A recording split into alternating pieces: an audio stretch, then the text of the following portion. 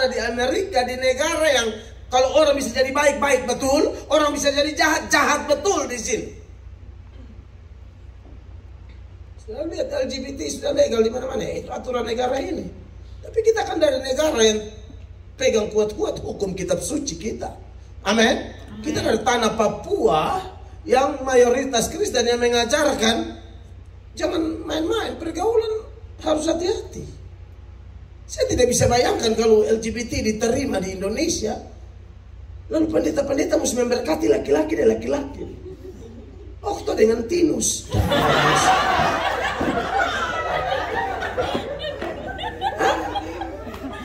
Ini tahu mana yang mau pakai pakaian pengantin, mana yang mau pakai jas. Darah Yesus. Sebenarnya yang dua-duanya harus pakai koteka semua. Tapi kenapa jadi begini? Kan begitu. Bayangkan kalau saya mesti pemberkatan nih. Oh, itu ayat bunyi bagaimana? Kalau di ayat di Kejadian 2 ayat 24 itu, Kejadian 2 ayat 24 itu kan itu ada seorang laki-laki akan meninggalkan ayah dan ibunya dan bersatu dengan istrinya. Itu ayat pernikahan itu. Tolong baca dulu. Sebab itu seorang laki-laki akan meninggalkan ayahnya dan ibunya dan bersatu dengan istrinya sehingga keduanya menjadi satu daging. Tapi kalau laki-laki dengan laki-laki ini ayat bunyi bagaimana? Seorang laki-laki akan meninggalkan ayah dan ibunya dan bersatu dengan lakinya. Darah Yesus berkuasa.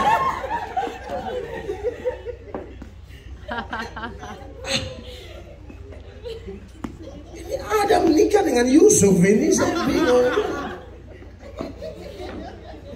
Tapi saudara percaya atau tidak, itu barang menular. Di Sodom dan Gomora itu mungkin awalnya cuma satu, tapi waktu itu malaikat-malaikat datang ke rumah Lot, Alkitabnya seluruh kota dari tua sampai muda itu mau pakai itu laki-laki dua. Minta maaf, mereka mau bersetubuh laki-laki dengan laki-laki. Itu ada di Kejadian 19 ayat 4. Saya omong tidak asal bunyi, selalu ada bukti kitab suci. Perhatikan. Tetapi sebelum mereka tidur, orang-orang lelaki dari kota Sodom itu, dari yang muda sampai yang tua, orang laki-laki dari kota Sodom, dari yang muda sampai tua, bahkan seluruh kota tidak ada yang terkecuali datang mengepung rumah itu. Anda lihat. Mereka berseru kepada Lot, di manakah orang-orang yang datang padamu malam ini? Bawalah mereka keluar kepada kami supaya kami pakai mereka. Anda lihat itu. Anda hidup di negara yang gereja sendiri bisa terkontaminasi. Tapi terima kasih banyak buat kekuatan Tuhan yang Tuhan anugerahkan kepada Anda, yang Anda pegang kuat-kuat untuk Anda berkata bahwa saya datang ke sini untuk belajar. Amin. Jangan datang sini lurus-lurus pulang jalan miring-miring. Iya tuh datang, haleluya. Datang mantap, sekarang pulang lihat ular.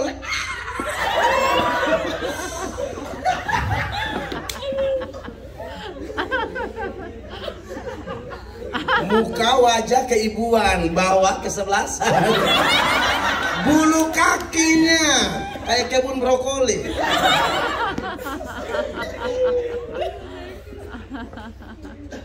Saudara, ini nyata ini. Kebaikan maupun kejahatan sifatnya sama, menular. Kalau Anda tularkan kebaikan, tularkan semangat ibadah, tularkan semangat belajar, tularkan semangat cari Tuhan, itu yang akan ditularkan. Amin. Kita tidak boleh kalah dengan fenomena kejahatan yang menjadi-jadi. Wahyu berkata, yang jahat tambah jahat, tapi yang kudus tambah kudus. Amin.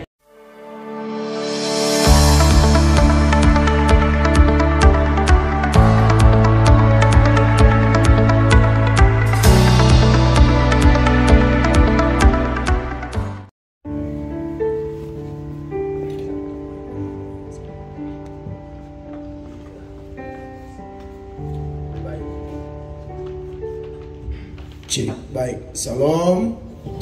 Mari kita tundukkan kepala, kita satu hati, kita berdoa. Terpujilah Allah pencipta langit dan bumi, Allah yang hidup, Allah yang ajaib, Allah yang setia, yang tak pernah tinggalkan perbuatan tangan-Mu. Kami kagum dan hormat kepadamu, karena Engkaulah Allah satu-satunya pusat pujian penyembahan kami. Kami memuji-Mu, kami menyembah-Mu sebagai bukti cinta kami kepadamu. Dan kami menyadari kami mengasihi-Mu karena Engkau lebih dahulu mengasihi kami. Saat ini Tuhan, hamba bersyukur bersama semua anak-anak-Mu, mahasiswa asal Papua yang Tuhan izinkan dibentuk, dididik, dipersiapkan oleh Tuhan sendiri dalam pendidikan mereka di Amerika ini.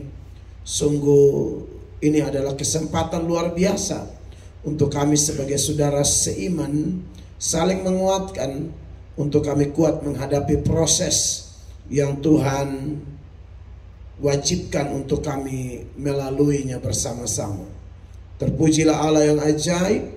Demi nama Tuhan Yesus kami berdoa dan kami percaya Tuhan sudah mengampuni dosa kami, maka tidak ada penghambat untuk kami menerima berkat, sukacita, pertolongan, kekuatan, mujizat yang berasal dari Tuhan.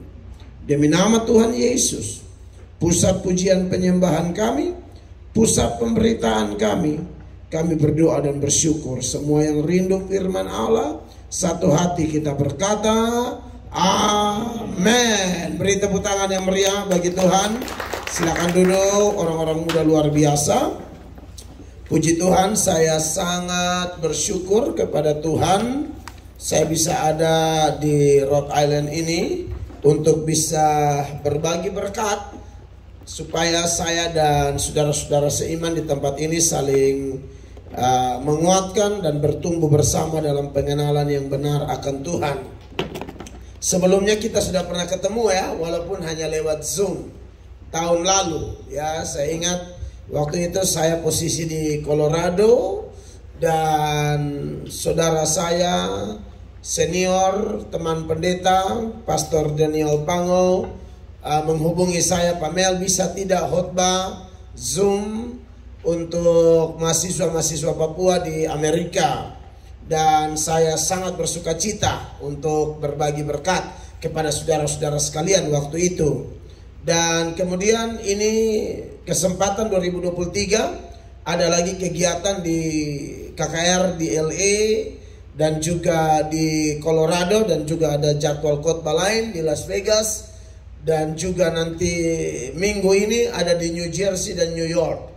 Saya akan khotbah di sana. Di sela-sela pelayanan Pak Daniel hubungi lagi, Pak Mel bisa tidak kita sama-sama ke Rhode Island untuk berbagi berkat dengan teman-teman mahasiswa-mahasiswi asal Papua yang bersekolah atau kuliah di Amerika. Saya bersedia dan puji Tuhan kali ini saya datang bersama istri saya.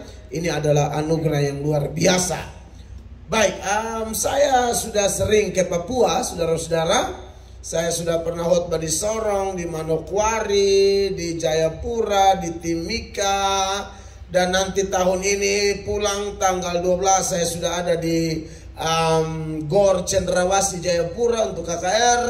Lalu pulang dari situ saya akan masuk ke Biak, lalu KKR lagi, dan puji Tuhan bahkan di Bentuni dan lain sebagainya. Saya mirip seperti Pak Daniel Pangau bahwa kami terpanggil untuk melayani saudara-saudara kami di mana-mana saja. Terkhusus kami lihat Tuhan bawa untuk saudara-saudara kami orang percaya di Papua, dan itu satu anugerah besar bagi kami. Nah, saudara-saudara yang diberkati oleh Tuhan Yesus, saya harap mungkin perkenalan saya tambahkan sedikit lagi supaya kita saling kenal. Saya dan istri sudah menikah 14 tahun ya, bersyukur ulang tahun pernikahan ke-14 kita ada di Amerika gitu ya. Itu keren, asik begitu, pas di Hollywood, waduh, ya kan, bagaya mati, ya kan. Dari dulu kan hanya foto di NTT ya toh, di bawah pohon kelapa, pohon pisang.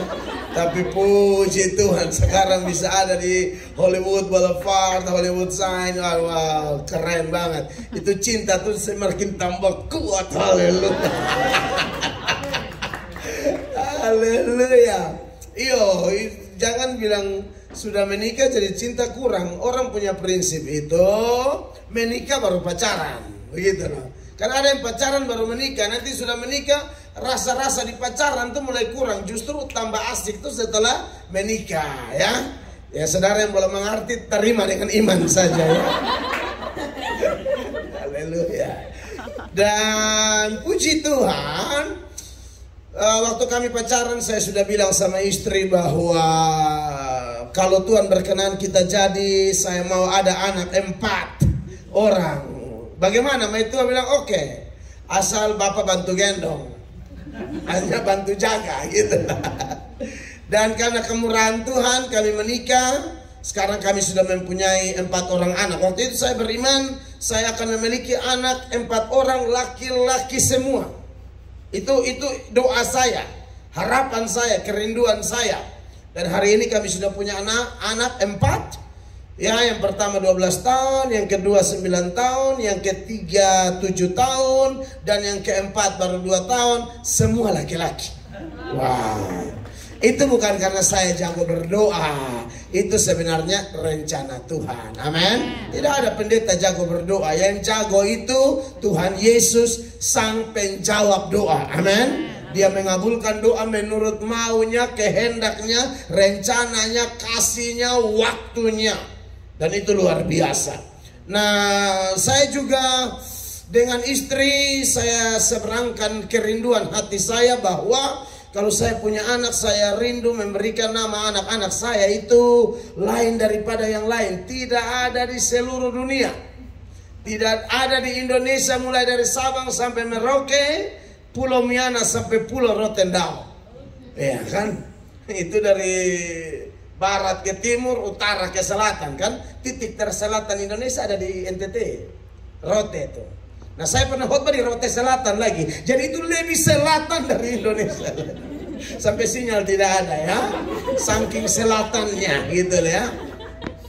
Dan kemudian istri tanya, anak nama mau sapa-sapa. Saya bilang, dulu kan kita main handphone yang Nokia segala macam. Itu saya lihat menarik juga kalau kasih nama anak seturut urutan abjad. Iya kan, kalau nama Diki, Doni, ya Yunus, itu udah biasa banget gitu loh. Saya pengen tuh semua huruf saya sapu kasih rata. Jadi anak 4 itu sapu semua. Anak benar ini. Tapi bacanya berurutan. Jadi ini mulu karena mesti tidak cukup bahasa Inggris. Dia mesti bahasa roh sedikit. Agak terbolak-balik ini. Ya. Anak pertama dari A sampai F, anak kedua sambung dari G sampai L, anak ketiga sambung dari M sampai S, anak keempat huruf yang sisa T sampai Z. A sampai S, A sampai F itu bacanya ABSDEF. How about that? ABSDEF. A, B, C, D, E, F, right? ABSDEF. Suka saya Bu Ana. Bukan kok Bu Ana. Saya Bu Ana jadi. Kau tahu saya bilang, ini kenapa kau sebegini? Dunia sudah balik, kau tidak? Dia. Ya. Anak pertamanya namanya Absdef Melkris Joines Hormuatok. Bapak boleh muka NTT, anak benua Antartika. Ya kan? Lalu anak kedua sambung dari G, H, I, J, K, L. Bacanya bagaimana? Gitskel. Oh ya. Gitskel Melkris Michael Hormuatok. Yo, iya kan? Anak ketiga MNOPQRS. Bacanya Mnopkis. Memang begitu. Anak sudah jadi semua, sudah lari-lari, sudah panjat tembok, kasih pica gelas. Ya kan? Absdef, Gitskel, Mnopkis, right? Yang keempat T sampai Z. Yang paling terakhir udah 2 tahun lebih ini, two fixes. Iya dong. Nah, ini memang pasti di Papua tuh tidak ada ini anak punya nama. NTT juga tidak ada, ini dunia. Masuk rekor muri. Iya kan? Harusnya ya. Katanya juga ada yang pernah, tapi saya tidak terlalu cek. Setahu saya ini di one and only lah, ya kan? Dan apa namanya? Saya ikut gayanya orang Yahudi tuh. Orang Yahudi kalau kasih nama anak selalu ada arti. Bukan tidak ada arti, selalu ada arti. Daniel itu Allah hakimku.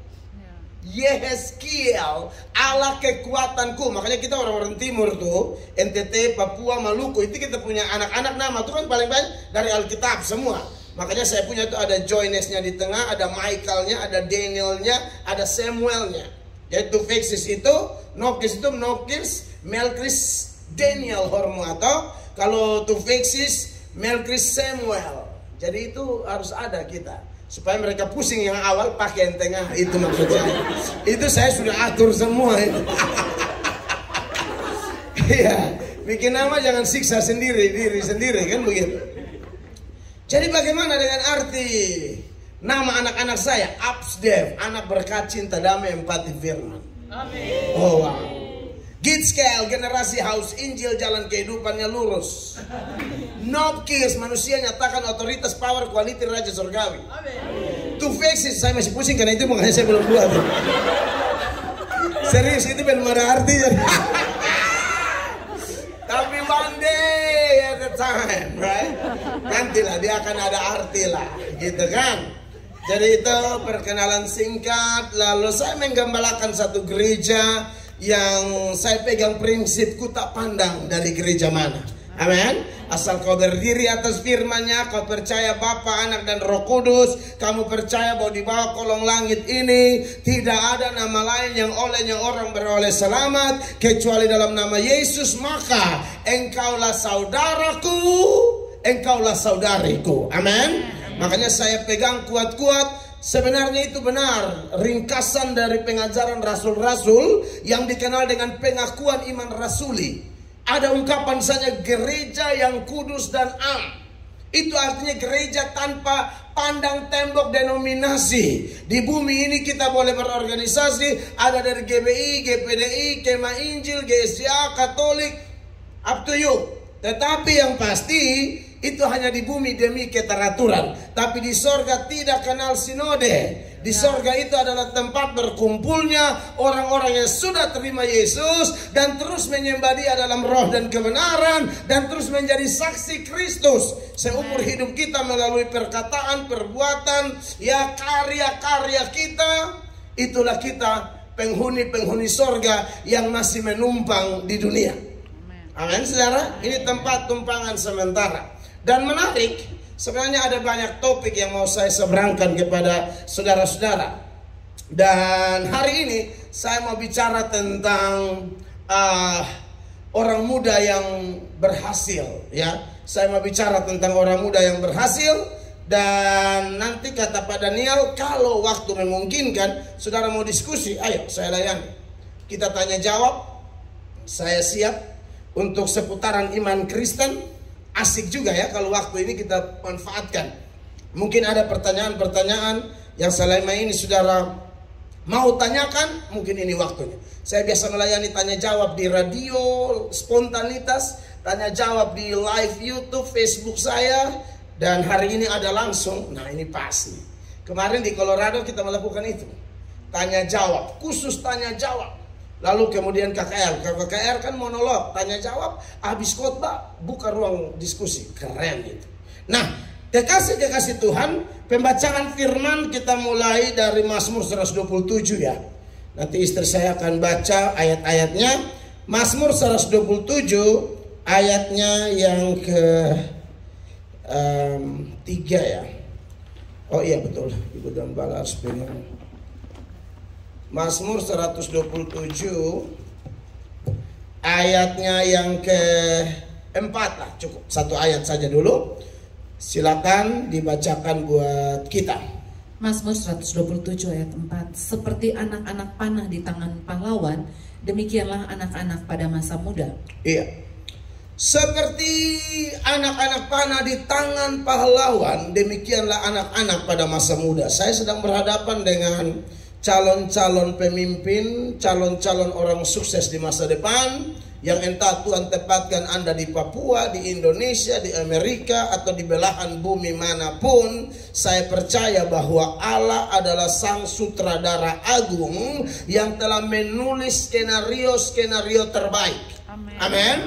Skenario terbaik buat saya dan saudara, sampai detail, sampai hal-hal yang paling terperinci dari perjalanan hidup saya dan saudara. Tidak ada satupun terjadi kebetulan. Bahkan firman Allah berkata, burung pipit saja tidak mungkin jatuh ke bumi di luar penentuan Tuhan. Makanya dalam Matius pasal 10 ayat 29 di sana diingatkan hal itu. Lalu Tuhan membandingkan saya dan saudara dengan burung pipit. Kita jauh lebih berharga dari burung pipit. Perhatikan ayat ini, kekasih Tuhan. Bukankah burung pipit dijual 2 ekor seduit? Namun tidak seekor pun daripadanya tidak akan jatuh ke bumi di luar kehendak Bapa. Iya, harga burung pipit berapa? 2 ekor seduit. Seduit di situ itu pecahan uang terkecil waktu itu.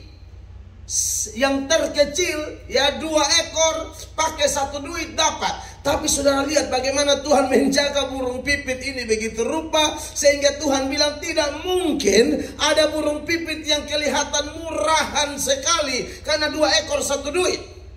Tidak mungkin dia jatuh ke bumi di luar penentuan atau kehendak Bapa di sorga.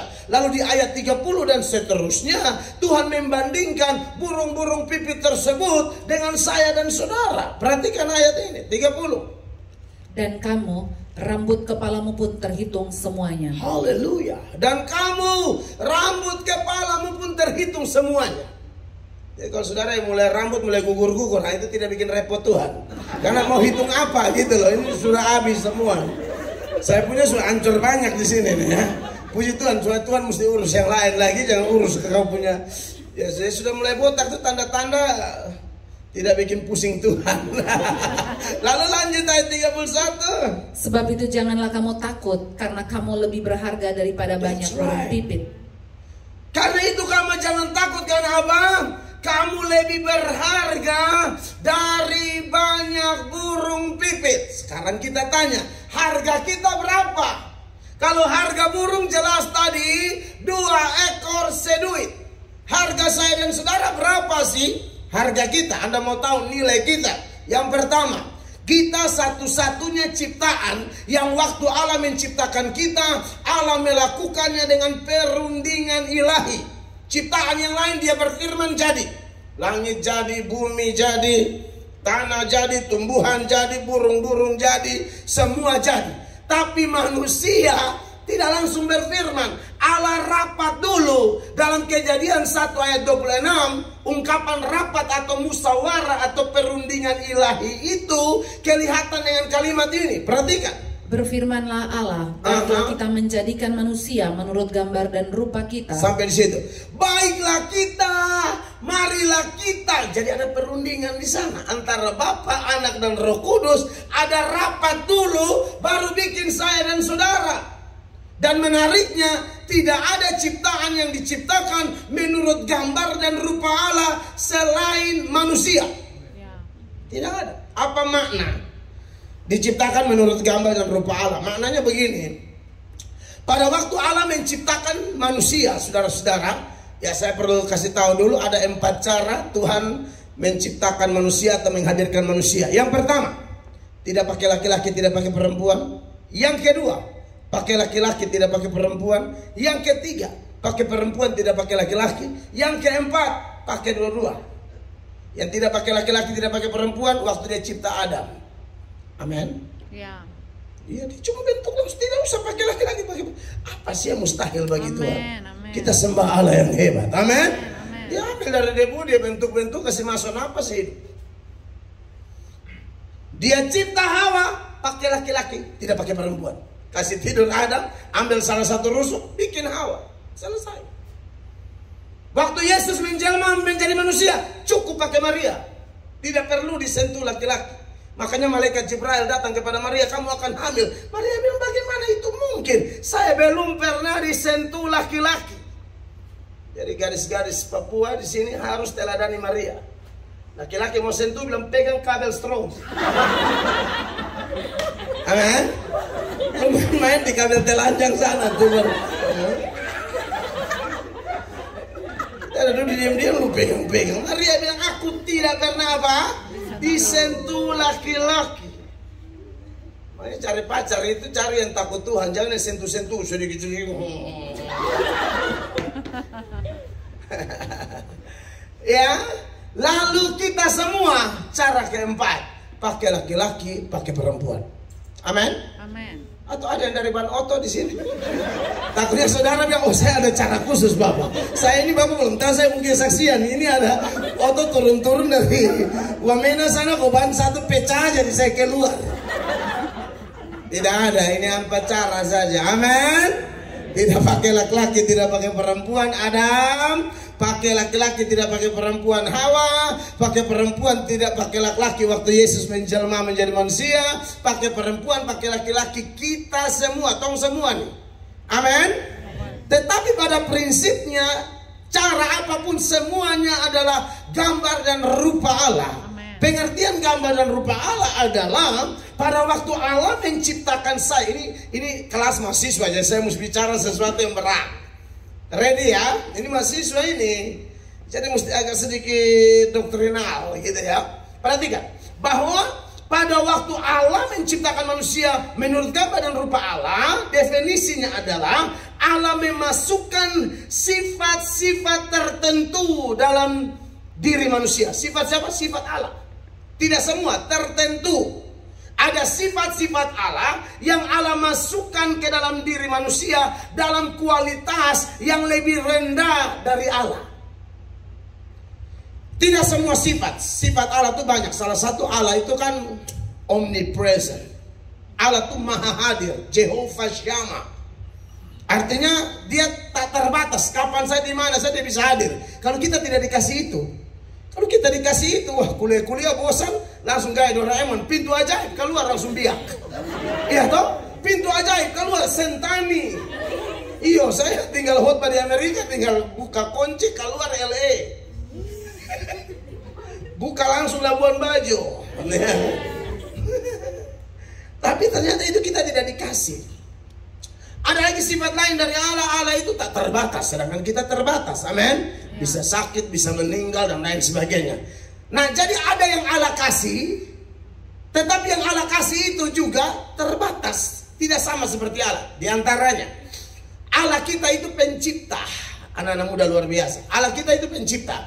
Maka pada waktu Allah menciptakan saya dan saudara itu, Allah menjadikan kita sebagai makhluk kreatif. Mengapa disebut makhluk kreatif? Karena Allah memasukkan daya cipta itu ke dalam diri saya dan saudara. Hanya kualitasnya lebih rendah. Kalau Allah menciptakan dari tidak ada menjadi ada. Kalau kita diberi daya cipta sehingga kita bisa kreatif dengan menjadikan dari yang sudah ada menjadi sesuatu yang berdaya guna untuk kita dan orang lain. Allah tidak pernah cipta mikrofon. Ini adalah daya cipta yang Allah titip dalam diri manusia. Makanya Allah bisa bikin mikrofon, Allah bisa bikin handphone, Allah bisa bikin pesawat. Maksudnya manusia bisa bikin pesawat, lalu manusia bisa bikin kapal laut, bisa bangun gedung-gedung pencakar langit, bisa buat jembatan-jembatan besar yang menghubungkan pulau satu dengan pulau yang lain. Itu karena Tuhan memberi daya cipta dalam diri manusia. Tidak ada hari kedua Tuhan menciptakan mic dengan kabel-kabel keyboard semua, tidak ada. Itu hasil kreativitas siapa? Manusia. Kenapa manusia bisa? Karena Allah beri daya cipta itu. Amin. Makanya kenapa manusia-manusia sekarang keren tuh, ibadah-ibadah juga harus kreatif. Iya kan? Anda lihat saya, pendeta-pendeta juga harus kreatif katanya. Kalau stand up komedi, komika, mereka bisa bikin orang ketawa. Pendeta juga kalau bisa jangan terlalu kering-kering, sama kayak musim dingin berkepanjangan sehingga bunga-bunga susah keluar. Iya kan? Atau nyanyinya. Saya suka tuh anak-anak di Papua kalau menyanyi lagu rohani pakai hip hop. Jadi nggak terus terlalu kaku. Bila zaman ini lalu pada hari kiamat. Come on. Amin. Bila bunyi sangkakala, langsung musik, down, yo. Bila zaman ini lalu pada hari kiamat. That's right. Ini harus kreatif. Apalagi kalau khotbah di Papua, di Ambon, Maluku, NTT, pendeta kalau terlalu kaku namanya terus. Lanjutkan. Nah, jadi kekasih Tuhan, menarik bahwa Allah memberikan itu kepada kita. Di antaranya, yang lain lagi, saya contoh 2 aja lah. Allah kita kekal. Amin. Maka pada waktu Allah menciptakan manusia, Allah memasukkan kekekalan itu ke dalam diri manusia. Maka Pengkhotbah pasal 3 ayatnya yang ke-11, di sana ada keterangan bahwa Allah memberikan kekekalan di dalam hati mereka. Perhatikan ayat ini. Ia membuat segala sesuatu indah pada waktunya, bahkan ia memberikan kekekalan dalam hati mereka. Sampai di situ. Bahkan ia memberikan kekekalan dalam hati mereka. Hanya saja kekalnya Allah dan kekalnya manusia itu beda kualitas. Kalau kekalnya Allah itu begini, tak berawal dan tak berakhir. Istilah Alkitab kalau saudara baca di beberapa data, dia bilang dari selama-lamanya sampai selama-lamanya. Artinya tidak ada awal dari selama-lamanya sampai selama-lamanya. Itu Allah.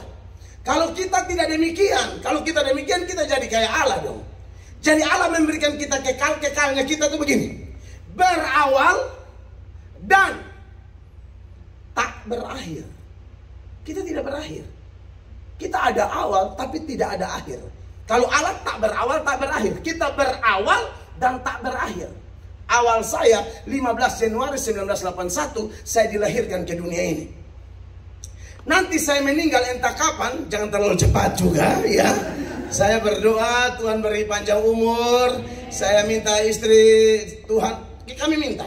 Kan Bapak bilang minta toh. Saya rindu melihat anak cucu Absef Gitskal Nofis to Fexis to nikah de orang baik-baik ya kan, melayani Tuhan. Jadi kadang perempuan gila kayak gitu. Nikah dengan orang cinta Tuhan ya kan, mengasihi Tuhan, melayani mereka, ada di panggung-panggung nyembah Tuhan, khotbah panen jiwa, sukses jadi berkat, bantu orang susah. Itu mimpi saya. Bahkan ada saya ketemu saya waktu khotbah di ulang tahun Kabupaten Mimika namanya. Ketemulah teman pendeta Pastor Rudi, orang Maluku yang sudah mengabdi di Papua 30-an tahun. Kami dijemput dan wah keren banget tuh Pak Daniel, pemerintah Mimika tuh. Jemput pendeta harus pakai Alphard. Saya kan jarang naik Alphard ya, saya naik angkot. Tantan angkot itu. Naik Alphard, keren. Lalu kami bincang-bincang dan Pak Rudi sudah umur 70-an. Pak Rudi bilang, saya minta dengan Tuhan saya mati 100 tahun. Saya bilang, Bapak tahu saya minta apa? Saya punya lebih dari Bapak. Bapak punya berapa? Saya minta tidak mati Bapak. Saya rindu hari pengangkatan. Kan ada tuh rapture, pengangkatan gereja. Yesus datang angkat gereja. Nah saya minta itu tuh, yang 1 Tesalonika 4 ayat 16-17. Itu kan nanti terjadi. Saya minta Tuhan kalau berkenan tidak usah pakai mati-mati lah. Hamba minta panjang umur. Kalau Tuhan mau, sebaiknya tak angkat. Perhatikan ini ayat. Sebab pada waktu tanda diberi, yaitu pada waktu penghulu malaikat berseru dan sangkakala Allah berbunyi, amin, maka Tuhan sendiri akan turun dari sorga. Betul. Dan mereka yang mati dalam Kristus akan lebih dahulu bangkit. Terus sesudah itu kita yang hidup, yang masih tinggal akan diangkat bersama-sama dengan mereka dalam awan menyongsong Tuhan di angkasa. Itu diangkat dan itu belum terjadi kan? Ya. Itu kan sifatnya futuristis, future. Itu terjadi di depan. Makanya saudara berdoa minta. Terus pakai acara mati-mati, amin. Alkitab berkata 2 orang, kalau 2 bertobat saya yakin 2 diangkat. Tapi kebanyakan ada 2 orang, 1 bertobat, 1 tidak, 1 diangkat, 1 tinggal. Makanya saya pernah nonton film akhir zaman. Tukang becak bertobat, ibu penumpang ini tidak bertobat, suka omong orang. Dalam kecepatan tinggi turun gunung. Hari pengangkatan tiba. Tukang becak diangkat, ibu dengan sayur-sayur menuju got.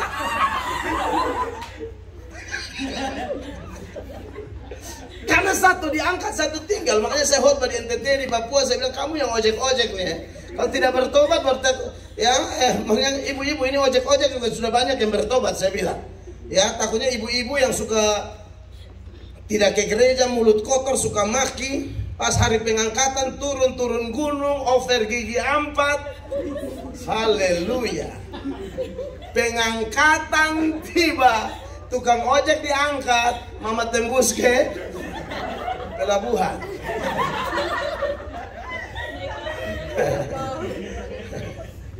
Nah, kekasih Allah. Jadi pada prinsipnya kita ini berawal tapi tak berakhir. Kalaupun saya mintanya pengangkatan, kalau Tuhan enggak, kan suka-suka Tuhan dong.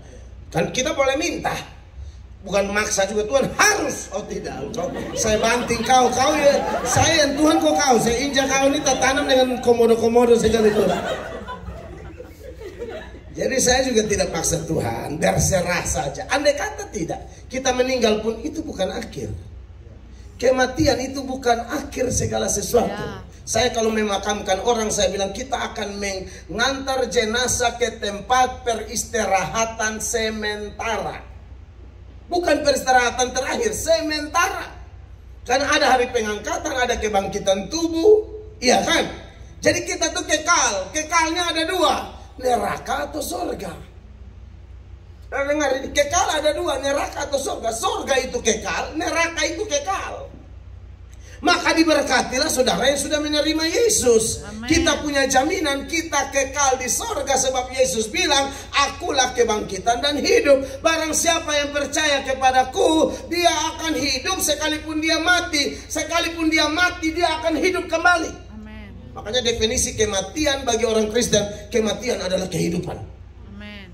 Kematian bukan akhir segala sesuatu. Anda harus percaya ini. Ini Yesus yang ngomong, bukan pendeta ABC, ketua sinode ABC. Kita semua manusia biasa yang bisa slip of the tongue, lalu kita ngomong salah. Tetapi Tuhan Yesus tidak pernah salah ngomong. Apa yang difirmankannya pasti digenapi. Makanya dalam Bilangan 23 ayat 19 Yesus bilang melalui firman itu, aku bukan manusia sehingga berdosa, bukan anak manusia sehingga aku menyesal. Apa yang aku firmankan aku lakukan. Perhatikan, Allah bukanlah manusia sehingga ia berdusta. Right. Bukan anak manusia sehingga ia menyesal. Amen. Masakan ia berfirman dan tidak melakukannya, atau berbicara dan tidak menepatinya? Amin. Masakan ia berfirman dan tidak melakukannya? Anda percaya firman Allah? Amin. Firman Allah itu ya dan amin. Amen. Dan semua kita aminkan di dalam Yesus. Makanya dalam 2 Korintus 1 ayat 20, semoga saya tidak salah, kadang-kadang saya juga salah. Sebab Kristus adalah ya bagi semua janji Allah. Amin. Itulah sebabnya oleh Dia kita mengatakan amin untuk memuliakan Allah. Jadi waktu saudara dengar khotbah, saudara bilang amin. Itu apa artinya? Saudara sedang mau bilang di dalam Yesus aku klaim janji-janji Tuhan. Itu amin. Amin. Makanya tidak bisa saudara dengar firman bingung-bingung, pendeta bilang amin, saudara tidak bisa. Respon sedikit dulu lah. Amin. Iya, apalagi kalau itu kebenaran harus diaminkan. Artinya aminnya juga jangan lata. Tahu lata ya? Ada orang yang karena lata sudah biasa amin, dia amin terus. Tapi amin sesuatu yang benar itu wajib. Amen. Karena dalam Kristus kita klaim, makanya kita mengatakan amin untuk semua janji Allah bagi kita. Nah, saudara-saudara yang diberkati oleh Tuhan, orang-orang muda. Jadi itulah kita, orang-orang muda beruntung yang di dalam Tuhan. Amin. Tetapi menarik bahwa hari ini kita mau soroti lebih khusus. Kita tidak usah omong surga dulu, kita pasti ke sana, tapi kita masih di bumi. Amin. Nah, di bumi ini kita mau berhasil. Dan ayat ini yang nats pembuka di dalam Mazmur 127 ayat 4 itu dikatakan orang-orang muda seperti anak panah di tangan pahlawan. Tidak ada anak panah asal-asalan di tangan pahlawan. Pasti anak-anak panah terbaik. Kenapa dia anak-anak panah terbaik? Karena pahlawan hanya pegang anak-anak panah yang telah dibentuk, yang telah diproses mulai dari besi, tembaga atau logam yang lain. Itu harus dibakar, ditempa, dikikis, dipotong, digerinda dan lain sebagainya, sehingga menghasilkan bentuk anak panah terbaik, sehingga layak ada di tangan pahlawan. Amin. Artinya begini, untuk masuk surga itu pasti jaminannya jelas di dalam Yesus Kristus bagi Anda dan saya mau terima Dia. Tapi masalahnya pada waktu saya dan saudara terima Dia, kita tidak langsung ke surga. Allah masih izinkan kita ada di sini untuk menjadi garam dan terang dunia. Prinsip dari garam dan terang ialah kita ada dimanapun kita mempengaruhi, bukan dipengaruhi. Garam itu memberi pengaruh, terang itu memberi pengaruh.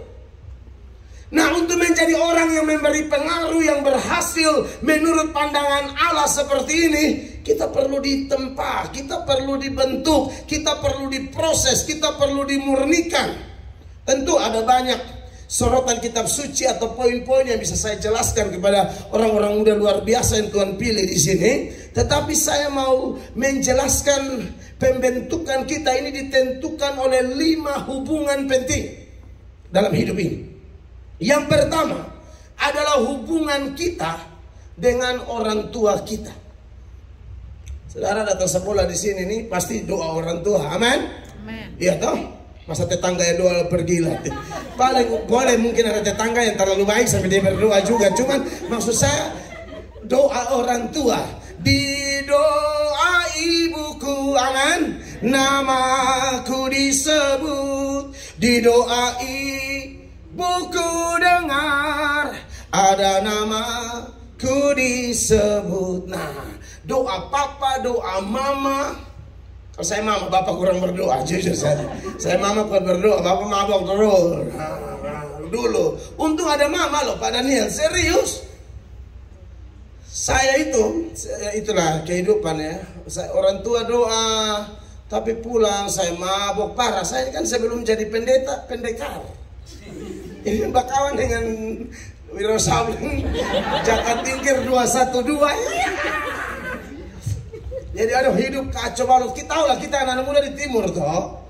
Aduh itu kan sudah kena sopi. Sadap itu naik motor langsung bukan nama bukan mel lagi. Rossi. Anak-anak di timur tuh di NTT itu mabok rasa diri kayak Valentino Rossi. Yang sebelah bilang Beta Marquez Rossi, Beta Marquez. Oke, Marquez, mantap. Satu datang dari Indovizioso, ayo. Atau fuso dari atas. Sudah sore ini mau malam, fuso dari atas, lampu 2, mereka pikir motor. Marquez bilang sama Rossi, kau kalau jago, kau masuk dari tengah. Rossi bilang, Marquez, kamu coba saya. Kau lihat ini. Ini mabok parah, ini Sophie sudah tahu berapa banyak botol. Langsung Rossi gas, pikir ini motor 2, jadi memasang dari tengah. Ini fuso, kontainer punya adik laki-laki. Fuso tuh, kontainer punya adik laki-laki ya. Maka lari kencang. Apa yang terjadi? Unit gawat darurat. Selang infus itu hancur-hancur itu. IGD.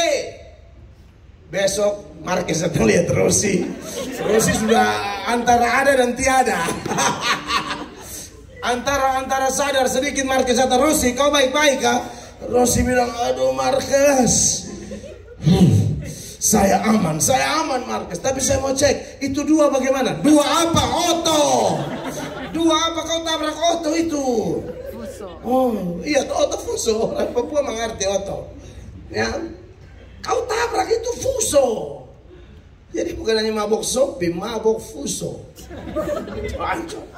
Nah, jadi saya pulang kalau mabok-mabok, dengar mama saya berdoa. Oh, tapi tidak bertobat juga. Sampai saya ditangkap berkali-kali, ditangkap sampai 8 kali. Indulnya anteng penuh semua dia, ancur-ancur. Tahu sendiri hidup tidak jelas. Toh papa tidak bertobat, mama tidak bertobat. Papa dan mama gereja juga istilahnya napas nikmat, Natal pasca nikah mati. Mau Natal baru tahu gereja ada, mau pasca baru tahu gereja ada. Nah kita mau dapat teladan apa? Ya, jadi aduh tetapi saudara-saudara saya lihat ibu saya juga akhirnya walaupun tidak tahu gereja tapi suka sekali berdoa buat anak-anaknya. Singkat cerita kekasih Tuhan, saya melihat ada perilaku yang berbeda. Bapak bikin lain, mama bikin lain. Mama peduli, bapak kurang peduli. Tetapi ketika saya kenal Tuhan, saya belajar bahwa memang hormat orang tua itu penting sekali. Amin. 10 hukum Allah itu sebenarnya ringkasannya dibuat oleh Yesus menjadi 2 hukum kasih. Karena 10 hukum itu kan hukum 1, 2, 3, 4 itu mengatur hubungan kita dengan Allah. Jangan ada padamu Allah lain, jangan buat patung berupa apapun untuk disembah, jangan menyebut nama Tuhan dengan sembarangan, ingat dan kuduskanlah hari Sabat. Ini dengan Tuhan semua. Hukum 5 sampai hukum 10 itu horizontal, kita dan kita. Dan itu dimulai dengan hormatilah ayah dan ibu. Artinya itu sangat penting kekasih Tuhan. Orang tua kita mungkin punya kekurangan, tetapi saya mau bilang tetap taat kepada orang tua ada batas, tapi hormat kepada orang tua tidak ada batas. Apa maksudnya? Karena bisa saja orang tua suruh kita yang salah. Orang tua saya pernah suruh saya main judi. Orang tua saya pernah suruh saya potong orang. Karena masalah dengan dia, suruh potong, ambil barang, hantam. Saya bilang, ini bahaya juga. Waktu itu saya sudah bertobat awal-awal. Beliau ini orang maki. Bapak saya minta maaf, bapak saya hitam kecil begitu loh. Jadi dia bawa otot itu dia tenggelam ke otot lari sendiri begitu. Jadi dia lari terlalu kencang, musim hujan, ada kubangan air muncrat sana. Karena ini preman-preman mereka maki, dia mundur belakang, preman lari semua. Kami kan saudara laki-laki semua, kami 4 orang laki-laki semua. Dia bilang angkat parang, hantam. Beta bilang, Bapak, ini Bapak di sorga. Jangan balas dan jahat baru Bapak di bumi bikin begini. Tapi singkat cerita, kekasih Tuhan lama sekali. Ya, lama sekali baru Bapak saya bertobat. Saya setelah bertobat, saya layani dia, saya bangun hubungan kembali. Karena di awal saya bertobat juga dia banyak menyiksa saya. Ya, saya ada latihan pimpin pujian macam adek tadi nih. Di samping rumah saya ada latihan. Saya ini suka sekali mau jadi pemimpin pujian di KKR gitu loh. Jadi saya lagi latihan nyanyi glory, bangkit, suka nama Yesus. Senang sekali kan. Saya lihat itu ada bayangan hitam dari belakang. Saya pikir setan. Tahu-tahu bapak tua bawa balok panjang begini. Dia hantam saya betul Pak Daniel, pukul saya hampir mati saya. Tidak kau kayak setan saja. Wih, itu rasa-rasa pinggang mau putus. Memang ancol. Tapi karena saya tahu kebenaran firman Allah, Alkitab suruh kita mengasihi orang tua. Di akhir hidup sudah mau dekat-dekat saya layani mama papa bertobat. Mereka meninggal, mereka pesan, nanti Mel yang kubur papa dan mama. Siap. Papa meninggal ada di YouTube di channel saya. Saya yang kubur. Papa meninggal, saya kubur. Mama meninggal, saya kubur. Saudara, hubungan dengan orang tua menentukan kita. Ya. Kalau kita tidak mengasihi orang tua, tidak hormat dia, ya saudara, datang ke sini salah satu hal yang saudara harus pikirkan adalah ingat, pulang dari Amerika orang tua harus bangga. Amin. Harus bawa hasil terbaik. Jadi Anda memang dengan mengingat orang tua, jeripayanya, perjuangannya, doa-doanya, harapannya, itu akan menambah semangat juang saya dan saudara untuk berkarya habis-habisan, belajar habis-habisan. Amin. Jangan datang di Amerika bikin kopunya yang aneh-aneh. Tidak boleh. Ingat orang tua. Amin. Saya ini mulai satu-satu nih. Ada 5 soalnya. Ini baru saya mulai dengan orang tua. Puncaknya pasti Tuhan. Tapi saya mulai dengan papa mama. Amin. Ya. Jangan kata kasar, maki orang tua itu tidak boleh. Itu zaman Musa, mati kau. Dalam Keluaran 21 ayat 15, itu ayat bilang begini. Siapa yang memukul ayahnya atau ibunya, pastilah ia dihukum mati. Ya. 17. Jangankan pukul, kata kasar itu tidak boleh. Siapa yang mengutuki ayahnya atau ibunya, ia pasti dihukum mati. Itu saking seriusnya hukuman itu. Ya, artinya hormat orang tua itu penting. Makanya dari hukum kelima itu kemudian di dalam perjanjian baru kepada jemaat di Efesus, dalam Efesus 6 ayat 1 sampai 3, Paulus catat lalu Paulus bilang begini, saudara-saudara, ini harus kita pegang kuat-kuat, ya. Hai anak-anak, taatilah orang tuamu di dalam Tuhan. Amin. Karena haruslah demikian. Betul. Hormatilah ayahmu dan ibumu. Ini adalah suatu perintah yang penting seperti yang nyata dari janji ini. Supaya apa? Supaya kamu berbahagia dan panjang umurmu di bumi. Benar. Kalau mau panjang umur, hormat orang tua. Ya, sekalipun papa saya sudah menyiksa saya begitu rupa, namanya dia belum kenal Tuhan toh. Tapi setelah dia sakit, saya layani dia. Sebelum sakit dia masih keras. Saya bilang bapak berhenti mabok, berhenti rokok. Namanya orang tua. Saya tidak omong pakai ayat lagi, walaupun ayatnya banyak. Saya putaran itu, tapi orang kita di NTT omong pakai ayat nanti tersinggung. Jadi kita omong pakai ilmu kesehatan saja. Dan soal pakai ayat, pakai ilmu kedokteran. Begini. Bapak saya bilang, hei kau anak kecil, saya kasih makan sama kau nasihat saya. Kan orang timur kan begitu orang tua. Yang terakhir sudah tidak tahu ngomong apa, hanya pokoknya itu lebih baik kau lari sudah. Iya toh. Bapak-bapak di Papua juga sama juga kok. Saya tahu. Sama persis. Lalu mereka bilang apa? Bapak saya bilang, kau mau masuk surga sana sendiri. Bapak masuk neraka saja. Singkat cerita beberapa waktu kemudian setelah perkataan itu, kakak-kakak saya telepon saya, bapak sakit.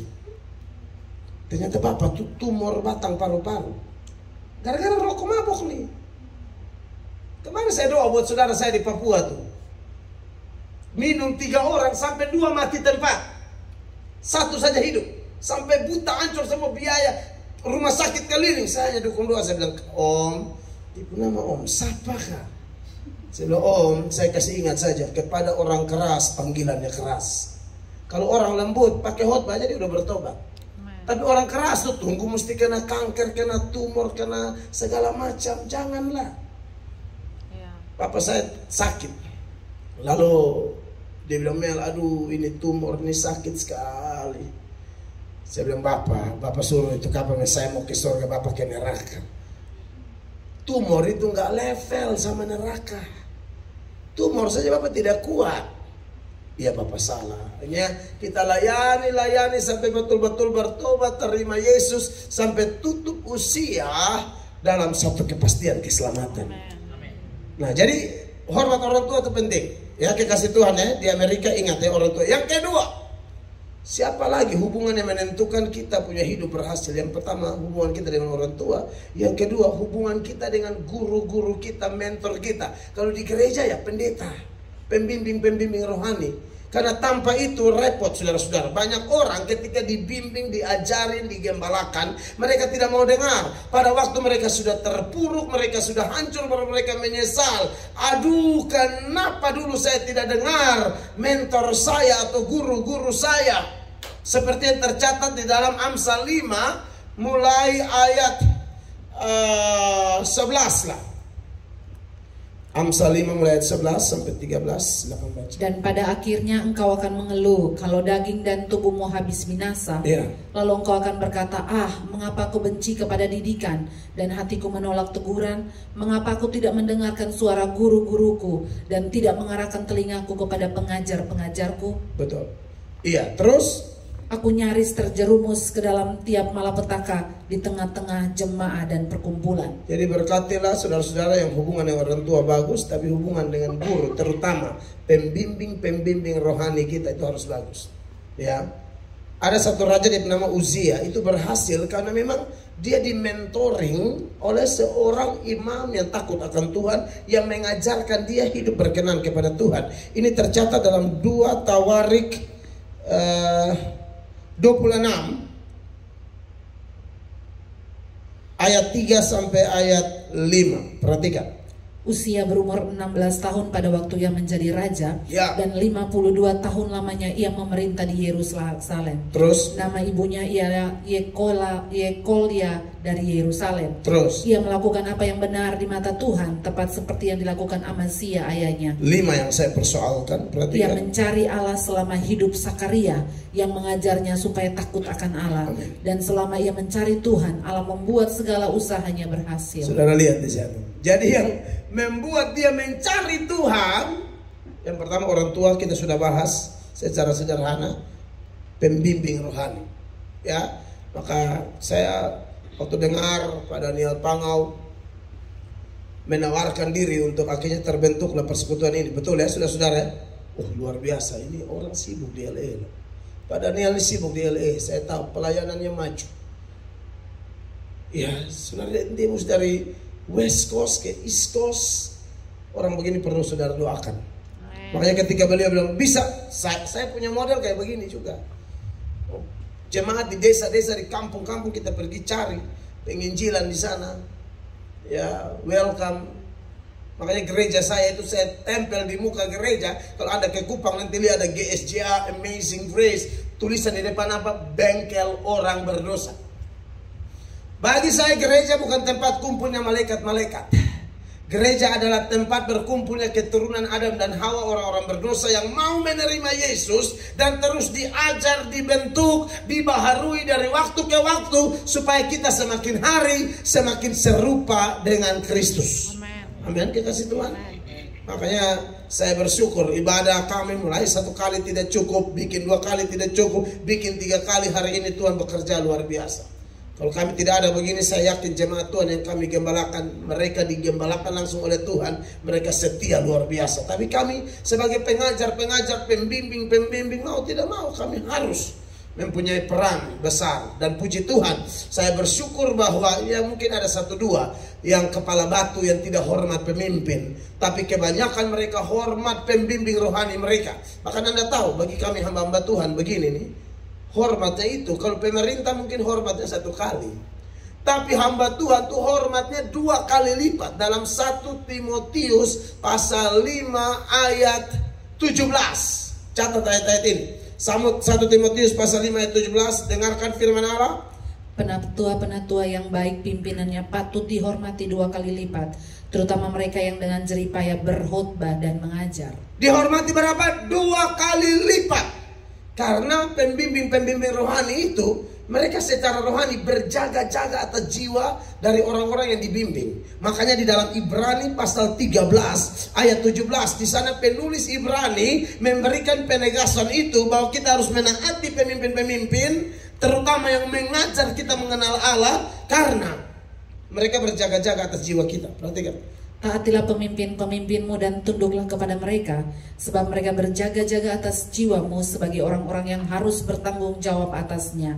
Dengan jalan itu mereka akan melakukan dengan gembira, bukan dengan keluh kesah, sebab hal itu tidak akan membawa keuntungan bagimu. Iya, kalau saudara hormati pemimpin, mereka akan semakin gembira, ya toh? Jadi minimal kehadiran saudara ya. Ini berapa bulan 1 kali? 2 minggu atau 1 minggu? Tiap minggu. Setiap minggu. Wow. Tolong rangsang teman-teman yang lain, pengaruhi mereka hadir. Amen. Saya pribadi kenapa saya khotbah semangat? Saya lihat Anda semua nih memenuhi ruangan ini. Senang kita. Senang kita mengajar dan Roh Kudus pimpin kita. Makanya saudara rugi kalau tidak catat ayat-ayat tadi. Tapi ada yang memori kuat jadi. Ya, nanti ini posting di YouTube ya. Nanti kalau lihat saya judul YouTube bilang Papua Amerika, ini dia. Atau entahlah judulnya apa, pokoknya nanti saya posting. Kalau dengar soundnya enak saya posting. Nah, kekasih Tuhan. Pertama dengan orang tua, yang kedua pembimbing rohani, yang ketiga hubungan dengan teman bergaul. Ini kadang-kadang juga masalah. Ibadah sudah oke, orang tua sudah oke, tapi keluar sana ketemu yang iblis punya anak-anak itu ya. Itu yang bikin kacau kok tidak? Iya toh? Penyembahan sudah mantap, firman datang sudah mantap, salah bergaul. Saudara ada di Amerika, di negara yang kalau orang bisa jadi baik-baik betul, orang bisa jadi jahat-jahat betul di sini. Sudah lihat LGBT sudah legal di mana-mana, itu aturan negara ini. Tapi kita kan dari negara yang pegang kuat-kuat hukum kitab suci kita.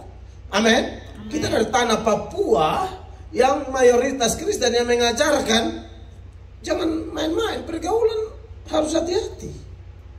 Saya tidak bisa bayangkan kalau LGBT diterima di Indonesia, lalu pendeta-pendeta mesti memberkati laki-laki dan laki-laki. Okto dengan Tinus.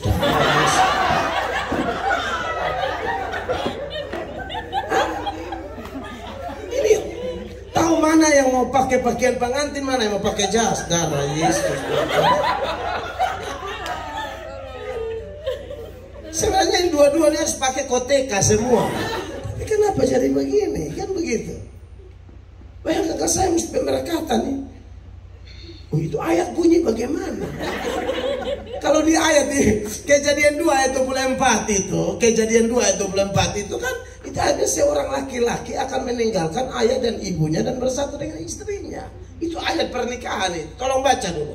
Sebab itu seorang laki-laki akan meninggalkan ayahnya dan ibunya dan bersatu dengan istrinya sehingga keduanya menjadi satu daging. Tapi kalau laki-laki dengan laki-laki ini ayat bunyi bagaimana? Seorang laki-laki akan meninggalkan ayah dan ibunya dan bersatu dengan lakinya. Darah Yesus berkuasa.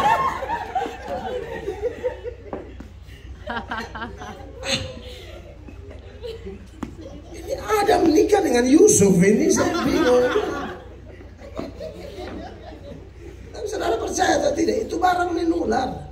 Di Sodom dan Gomora itu mungkin awalnya cuma satu, tapi waktu itu malaikat-malaikat datang ke rumah Lot, Alkitabnya seluruh kota dari tua sampai muda itu mau pakai itu laki-laki dua. Minta maaf, mereka mau bersetubuh laki-laki dengan laki-laki. Itu ada di Kejadian 19 ayat 4. Saya omong tidak asal bunyi, selalu ada bukti kitab suci. Perhatikan. Tetapi sebelum mereka tidur, orang-orang lelaki dari kota Sodom itu, dari yang muda sampai yang tua, orang laki-laki dari kota Sodom, dari yang muda sampai tua, bahkan seluruh kota tidak ada yang terkecuali datang mengepung rumah itu. Anda lihat. Mereka berseru kepada Lot, di manakah orang-orang yang datang padamu malam ini? Bawalah mereka keluar kepada kami supaya kami pakai mereka. Anda lihat itu.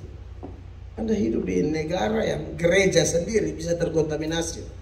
Tapi terima kasih banyak buat kekuatan Tuhan yang Tuhan anugerahkan kepada Anda, yang Anda pegang kuat-kuat untuk Anda berkata bahwa saya datang ke sini untuk belajar. Amin. Jangan datang sini lurus-lurus pulang jalan miring-miring. Iya tuh datang, haleluya. Datang mantap, sekarang pulang lihat ular.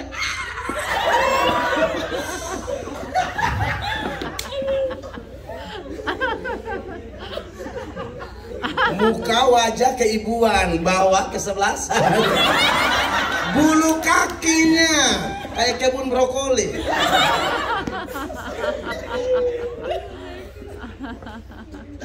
Saudara, ini nyata ini. Kebaikan maupun kejahatan sifatnya sama, menular. Kalau Anda tularkan kebaikan, tularkan semangat ibadah, tularkan semangat belajar, tularkan semangat cari Tuhan, itu yang akan ditularkan. Amin. Kita tidak boleh kalah dengan fenomena kejahatan yang menjadi-jadi. Wahyu berkata, yang jahat tambah jahat, tapi yang kudus tambah kudus. Amin. Amin, kekasih Allah. Maka yang menentukan seorang berhasil bukan hanya hubungan dengan orang tua atau hubungan dengan para mentornya saja, tapi juga hubungan dengan teman bergaul. Ya. Kalau kita salah bergaul, bahaya. Ingat, kita mempengaruhi. Daniel, Sadrak, Mesak, Abednego ada di Babel, di negeri orang kafir. Bahkan ada upaya-upaya dari orang-orang kafir untuk mengkafirkan mereka. Dimulai dengan mengganti nama mereka. Daniel yang artinya Allah hakimku diganti dengan Belsasar. Itu berkaitan dengan dewa Bel, dewanya orang Babel. Mesak semua, Abednego itu nama-nama berhala. Tapi sekalipun ada upaya aktif dari orang kafir untuk mengkafirkan mereka, bahkan paksa mereka sembah patung, paksa mereka jangan berdoa. Tapi Anda lihat, satu dibuang ke gua singa, satu dibuang ke perapian yang menyala-nyala. Tapi mereka tetap berkata, kalau Tuhan yang kami sembah sanggup menolong kami, Dia tolong kami. Tapi andai kata Dia tidak tolong kami tidak akan sembah patung Tuhanku. Anda lihat, itu artinya apa? Mereka mau dikafirkan tapi tidak menjadi kafir. Ini yang dia punya nama, orang-orang yang tampil beda, tidak serupa dengan dunia ini. 1 Korintus 15 ayat 33 bilang begini, pergaulan yang buruk merusakkan kebiasaan yang baik. Perhatikan. Janganlah kamu sesat, pergaulan yang buruk merusakkan kebiasaan yang baik. Saudara, ini saya ngomong sebagai saudara ya. Saya harap, saya tidak kenal saudara sebelumnya, pribadi lepas pribadi, tapi tolong firman Allah datang, jadilah orang yang menularkan kebaikan. Amin. Katakanlah dari Papua sana kita sudah biasa minum-minum di gang-gang. Datang sini tidak usah lagi. Belajar sungguh-sungguh. Minum air putih. Amin. Kalau ada yang tahu minum-minum dan bro, sudahlah. Ingat bapak dengan mama, ingat pendeta punya khotbah. Amin. Kita nih mau maju loh, kita mau pulang bangun Papua. Amin. Amin. Bukan pulang datang jadi pejabat baru mabok. Shalom saudara-saudara. Haleluya. Iya. Karena di NTT di Papua itu Pak, kadang-kadang pendeta pun mabok loh. Pendeta mabok. Mimbar besar begini, minuman di bawah. Berkhotbah. Saudara-saudara, hidup ini kadang-kadang naik, kadang-kadang turun. Pas turun nih minuman di bawah nih.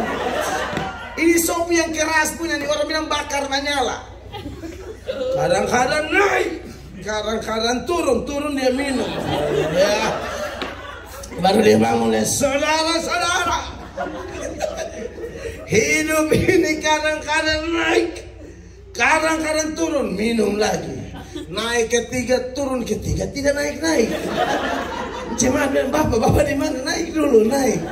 Bapak nih rencana mau turun naik, Bapak turun tapi tidak naik-naik. Bapak turun terus, selesai. Iya, ada majelis juga begitu. Sudah mabok parah, bersalom, saudara-saudara, haleluya. Jangan coba-coba tinggalkan pelayanan. Ingat Yunus, ikan begitu besar, Yunus telan. Jemaat bilang, Pak Majelis mungkin bisa baca kembali kah? Itu siapa yang telan siapa? Lu diam. Kamu bayangkan saja. Jemaat bayangkan itu ikan besar ke gereja. Ini bukan ikan sarden Yunus bisa telan. Terbalik, ikan telan Yunus, tapi mabok punya kerja, Yunus telan ikan. Ini kisah nyata yang saya angkat ini. Repot. Pejabat mabok-mabok tiba-tiba bikin aturan. Kacau. Pejabat setan juga model begini. Maka dari itu orang-orang muda jaga pergaulan. Amin. Pengaruhi orang lain. Perhatikan Roma 12 itu ya. Ayatnya yang kedua, jangan lupa itu ayat. Janganlah kamu menjadi serupa dengan dunia ini, tetapi berubahlah oleh pembaharuan budimu sehingga kamu dapat membedakan manakah kehendak Allah, apa yang baik, yang berkenan kepada Allah dan yang sempurna. Amin. Saudara berubah oleh pembaharuan budimu. Jangan sama lagi, kita anak-anak Tuhan ya. Jaga pergaulan kita, tampil beda, pengaruhi orang. Yang keempat, sudah mau habis, sudah 4. Yang keempat, ya menentukan kita punya hidup berhasil. Itu hubungan dengan pasangan hidup kita. Orang tua sudah, mentor sudah, teman bergaul sudah, yang berikut pasangan hidup. Kadang-kadang ini 3 bagus, tapi dapat suami atau istri yang gila setengah, nah ini repot. Serius, banyak orang hancur karena salah-salah dengan nikah. Hanya lihat cantiknya, tampannya. Waduh, ini rubah keturunan. Saudara, bikin apa? Bicara fisik, kita bicara hati, amin? Hati-hati dengan pasangan hidup itu. Syarat pilih pasangan hidup yang paling pertama, 1 iman. Amin? Itu tidak bisa dikompromi. Setampan apapun, secantik apapun dia, kalau dia tidak percaya Yesus sebagai Tuhan, bilang angin bawa jauh. Amin. Jangan balik. Kalau angin bawa jauh, kalau yang Justin punya itu kan balik pulang. Ini jangan balik-balik. Angin jauh. Tak usah boleh, tak usah. Amin. Ini betul, 1 iman. Itu perjanjian lama, perjanjian baru sama. Tidak boleh beda agama. Di dalam perjanjian lama, dalam Ulangan pasal 7 mulai ayat 3 dan 4, itu dikasih ingat kenapa tidak boleh dengan orang-orang Kanaan. Bukan karena suku. Papua nikah dengan Cina boleh, asal sama-sama 1 iman. Amin. Papua nikah dengan bule bagus. Amin. Asal percaya Yesus. Jangan bule baru omong Tuhan dia tidak percaya. Wah, cari hal. Cantik, gagah, putih, bagus, tapi setan besar. Iya toh. Perhatikan ini ayat. Janganlah juga engkau mengawin dengan mereka. Anakmu perempuan janganlah kau berikan kepada anak laki-laki mereka, ataupun anak perempuan mereka jangan kau ambil bagi anak laki-laki. Kenapa? Sebab mereka akan membuat anakmu laki-laki menyimpang daripadaku, sehingga mereka beribadah kepada Allah lain. Maka murka Tuhan akan bangkit terhadap kamu, dan ia akan memunahkan engkau dengan segera. Itu hukum Tuhan. Itu perjanjian lama, Bapak. Kalau perjanjian baru 2 Korintus 6 ayat 14. Di sana Tuhan bilang tidak boleh pasangan tidak seimbang. Tidak seimbang yang dimaksud di sini tidak boleh beda agama. Perhatikan. Janganlah kamu merupakan pasangan yang tidak seimbang dengan orang-orang yang tak percaya. Amin. Sebab persamaan apakah terdapat antara kebenaran dan kedurhakaan? Betul. Atau bagaimanakah terang dapat bersatu dengan gelap? Yes. 15. Persamaan apakah yang terdapat antara Kristus dan Belial? Apakah bagian bersama orang-orang percaya dengan orang-orang tidak percaya? Iya, jadi kalau saudara ada pacaran yang beda agama, abis ini WhatsApp dia bilang putus, mau ancur-ancur. Saudara mau lebih takut Tuhan atau mau main perasaan? Sebelum terlalu jauh ini, kalau ada, saya bingung ya kadang-kadang orang Kristen, cewek-cewek dia bisa cinta Dula, Ahmad dan Udin. Padahal Markus tuh doa puasa di gereja kasih dia. Belum lagi Lazarus doa semalam suntuk.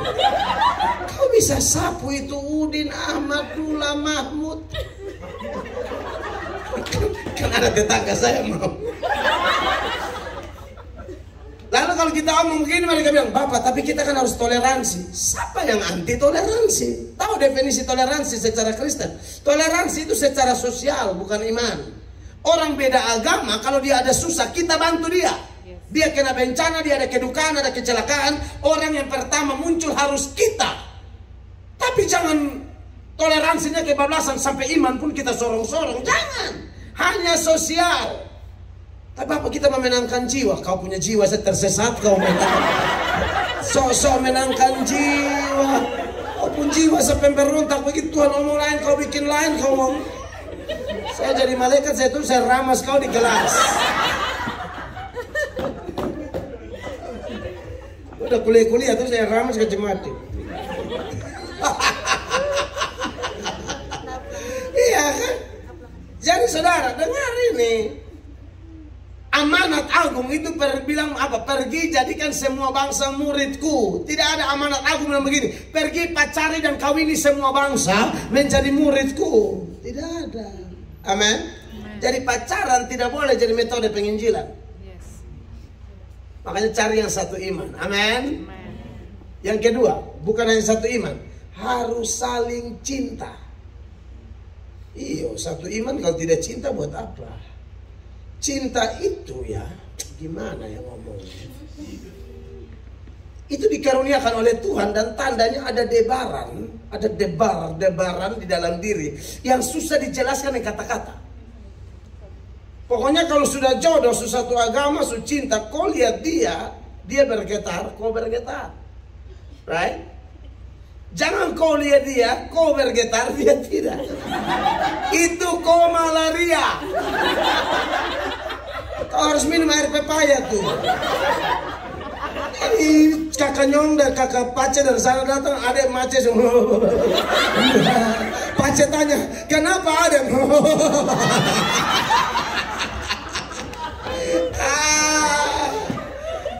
Pace terada rasa baru.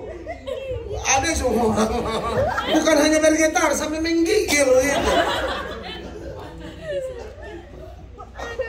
Kidung Agung pasal 4 dari ayat 1 sampai seterusnya, khususnya ayat dia sampai ayat 19 tidak mau? 16. Coba ayat 9-nya bilang apa? Engkau mendebarkan hatiku, Dinda pengantinku. Itu cinta tuh.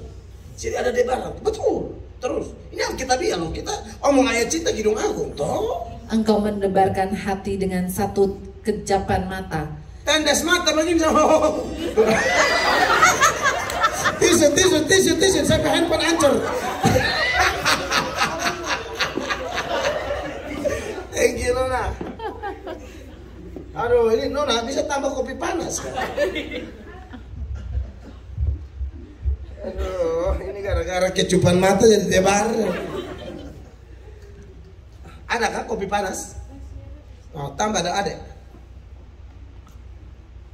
Thank you ya. Tambah saja seperti tadi. Nah, kasih Tuhan. Jadi dengar, cinta itu ada debaran. Jadi Anda jangan hanya pacaran satu iman nomor satu loh ya.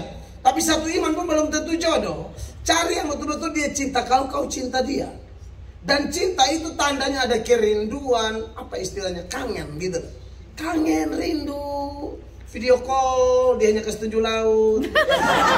Kan posisi dia di Jayapura tuh. Ada mau lihat kapal, saya mau lihat kakak kapal. Kita mau lihat kok pemuka kakak setuju ini kapal ikan bikin apa? Kakak juga lama-lama muka kayak ikan kembung. Kita minta muka, dia setuju kapal ikan.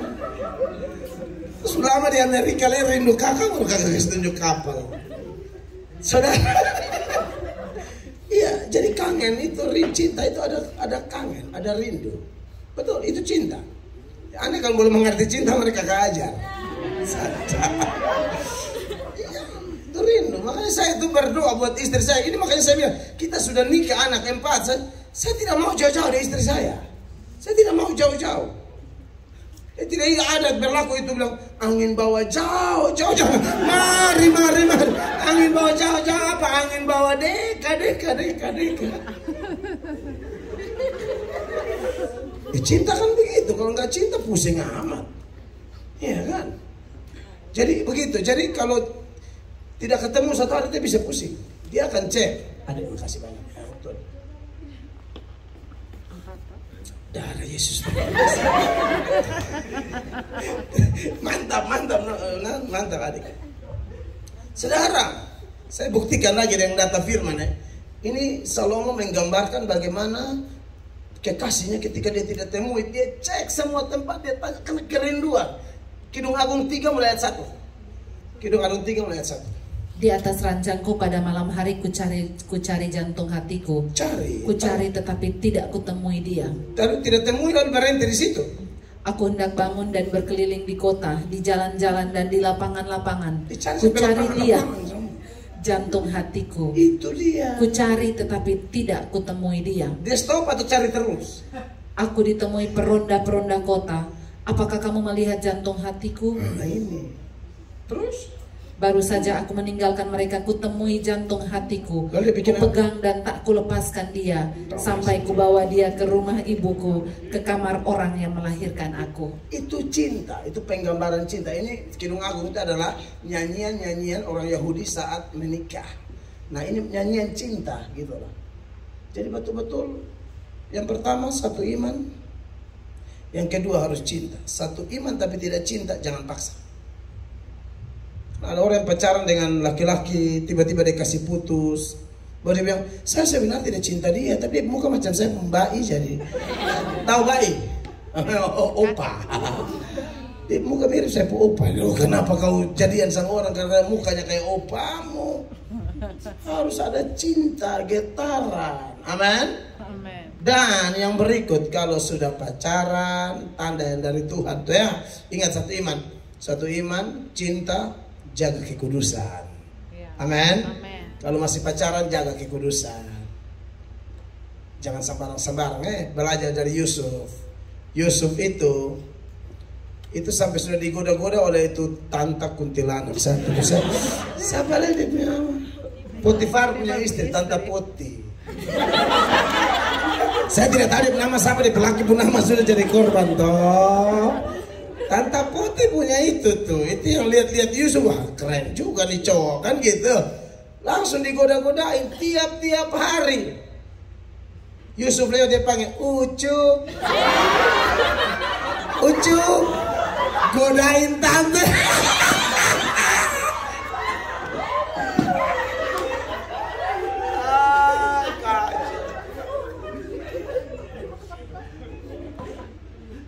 Ucup bilang emangnya gue barang-barang penampungan barang museum kan sudah tua itu, tapi ya istri pejabat katanya dia itu, saya pernah baca buku tafsiran, dia mandi aja susu keledai, makanya dia kayak keledai liar.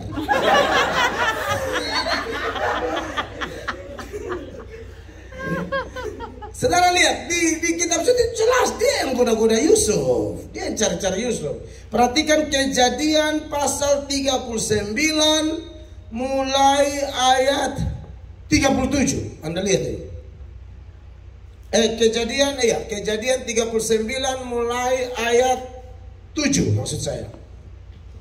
Selang beberapa waktu istri tuannya memandang Yusuf dengan birahi, lalu katanya, marilah tidur dengan aku. Dia memang setan. Terus? Tetapi Yusuf menolak dan berkata kepada istri tuannya itu, keren ini. Dengan bantuan tuanku itu tidak lagi mengatur apa yang ada di rumah ini, dan ia telah menyerahkan segala miliknya pada kekuasaanku. Bahkan di rumah ini ia tidak lebih besar kuasanya daripadaku, dan tiada yang tidak diserahkannya kepadaku selain daripada engkau, sebab engkau istrinya. Bagaimanakah mungkin aku melakukan kejahatan yang besar ini dan berbuat dosa terhadap Allah? Saudara lihat, ini orang muda luar biasa. Ya, dosa itu terjadi karena 3 faktor, khusus dosa yang model begini nih ya. Semua dosa 3 faktor. Faktor kesempatan, faktor kemauan, faktor kemampuan. Kemauan, kemampuan, kesempatan. Mau, mampu, tapi tidak ada kesempatan, tidak jadi. Kesempatan ada, mampu, tapi tidak mau, tidak jadi. Pokoknya salah satu tidak ada, tidak jadi. 3-3 ada klop. Yusuf ini, kesempatan ada. Yusuf juga masih muda, dan Yusuf minta maaf. Yusuf bukan jeruk makan lemon nipis. Tahu lemon nipis? Ya jeruk juga gitu. Yusuf ini bukan 50-50. Yusuf ini laki-laki tulen, doyan cewek. Tapi Yusuf itu dikendalikan oleh Tuhan. Sehingga kemauannya mampu pasti bisa. Kesempatan ada. Orang satu saat mungkin entah kenapa ibu itu suruh semua keluar. Kau lihat piramid masih ada atau tidak? Mungkin saja ya. Kan di Mesir toh. Ayatnya tidak ada, tapi saya analisa saja. Entah dia kasih jalan dinas atau apa, kau pergi 3 bulan jangan kembali. Mama mau cicak-cicak di dinding, ha? Lalu dia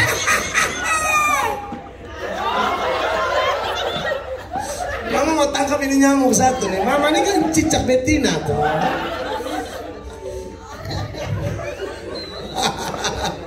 Lalu saudara-saudara, apa yang terjadi ayat 10? Perhatikan. Walaupun dari hari ke hari perempuan itu membujuk Yusuf, tiap hari Yusuf tidak mendengarkan bujukannya itu untuk tidur di sisinya dan bersetubuh dengan dia. Keren Yusuf.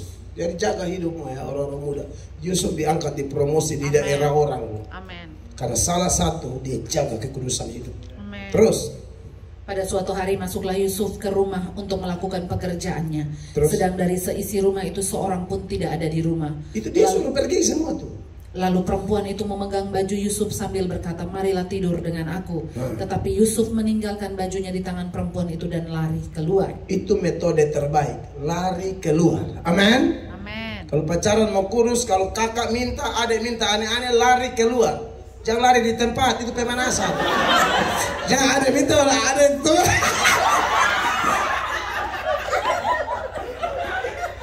Hei, anak-anak muda Papua, kau dengar saya. Lari Scooby-Doo. Lari keluar, jangan tangan bapak. Kakak ambil ancang-ancang dulu. Kakak sial ini kakak model begini. Amin. Saudara, kenapa orang-orang seperti Yusuf bisa seperti ini? Dengan orang tuanya dia bagus, dengan orang-orang lain dia bagus, teman bergaul dia selalu jadi berkat. Ya, lalu dia bisa kendalikan dirinya. Kemudian dia nikah dengan anak imam. Artinya itu orang-orang mengasihi Tuhan juga sebenarnya dalam konteks orang Mesir. Ya, nah, saudara-saudara, tapi yang paling penting hubungan dengan Tuhan. Amin. Ini yang kelima. Orang tua, mentor, teman bergaul, pasangan hidup, dan yang berikut adalah Tuhan. Itu pasti mantap. Makanya dalam Pengkhotbah pasal 12 mulai ayat 1, firman Allah bilang apa di sana sebagai penutup, dan nanti kita akan tanya jawab kalau saudara mau. Ingatlah akan penciptamu pada masa mudamu, sebelum tiba hari-hari yang malang dan mendekat tahun-tahun yang kau katakan tidak ada kesenangan bagiku di dalamnya. Jadi ingat, pencipta pada masa mudamu seperti yang Anda lakukan hari ini. Kuliah, tuntut ilmu luar biasa, tapi hari ibadah kita kumpul semua cari Tuhan, dan kita percaya firman Allah, 2-3 orang berkumpul sepakat, Tuhan ada di tengah-tengah kita, dan kehadiran Tuhan dan dia jumpai kita. Perjumpaan dengan Yesus tidak pernah mengecewakan siapapun. Yang lemah dikuatkan, yang jatuh diangkat kembali, yang berdosa diampuni, yang sakit disembuhkan, yang mau berubah Allah akan bikin kita berubah. Tuhan akan membuat kita menjadi manusia baru. Yang lama sudah berlalu, sesungguhnya baru sudah datang. Jaga 5 hubungan ini. Yang paling terakhir itu adalah kunci segala sesuatu. Amen. Kalau Anda mau hubungan dengan orang tua, dengan teman bergaul, dengan pasangan hidup, dengan mentor bagus, hubungan dengan Tuhan. Tandanya apa? Simpel aja. Tolong baca Alkitab tiap hari. Baca Alkitab itu Tuhan bicara dengan kita. Kalau berdoa kita bicara dengan Tuhan. Khotbah, menyanyi, bersaksi itu kita bicara tentang Tuhan. Beda ya. Bicara dengan Tuhan, Tuhan bicara dengan kita, kita bicara tentang Allah. Saya tidak mungkin bicara tentang Pak Daniel kalau saya tidak pernah dengar beliau, atau saya juga tidak pernah bicara dengan beliau. Tahu-tahu saya ngomong tentang beliau, saya pendusta. Kamu tidak pernah ada relasi timbal balik, kau tahu-tahu kau ngomong tentang dia. Banyak orang mau tampil, mau melayani, mau segala macam, tapi tidak ada keintiman dengan Tuhan. Ini salah. Harus doa, baca Alkitab tiap hari. Yesus berkata, kamu tidak hidup dan makan roti saja. Baca pelajaran, oke. Sebelum mulai pelajaran, bangun 1 pasal, 2 pasal dulu. Saat teduh 15-20 menit. Kalau bisa 30 menit, mantap dengan Tuhan.